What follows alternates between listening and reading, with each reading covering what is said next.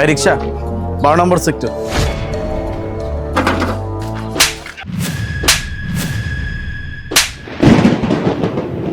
আশ্চর্য! এই তুই আমার গায়ে থাপ্পড় দিলি কেন? আমার মন চাইছে আমি থাপ্পড় মারছি, কোনো সমস্যা? আর আলিফ, তোমার সামনে একটা রিকশাওয়ালা আমাকে থাপ্পড় দিল, তুমি কেন কিছু বলতেছো না? এই ছোট লোকের বাচ্চা, তোর কত বড় সাহস, তুই আমার সামনে আমার ওয়াইফের গায়ে হাত তুলতেছিস? এই কি হইছে? আমার বউয়ের গায়ে তুই কেন হাত তুললি? সাহসের কি দেখছেন? সাহস তো নিজে থেকেই জন্ম লয়। গরিব মানুষ গায়ে হাত তুলতে খুব মজা লাগে, তাই না? আবার সাহসের কথা কন? মাই গুডনেস, আমি জাস্ট অবাক হয়ে যাচ্ছি তোর সাহস দেখে।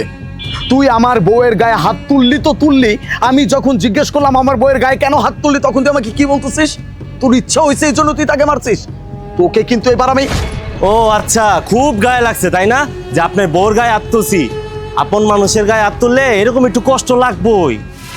আলিফ, তুমি এখনো চুপ করে দাঁড়িয়ে আছো কেন? হ্যাঁ, তোমার সামনে তোমার ওয়াইফকে এত জোরে 3টা থাপ্পড় মারলো, তোমার তো উচিত ওকে পিটা এখানে শেষ করে ফেলা। আর তুমি ওর সাথে কথা বলতেছো, ওকে ইচ্ছা মতো পিটাও। ওর কত বড় সাহস, জানে না ওর কার গালে থাপ্পড় মারছে? ম্যাডাম একটু চুপ যান, আরেকটা কথা কইবেন আরো 2টা থাপ্পড় দিম।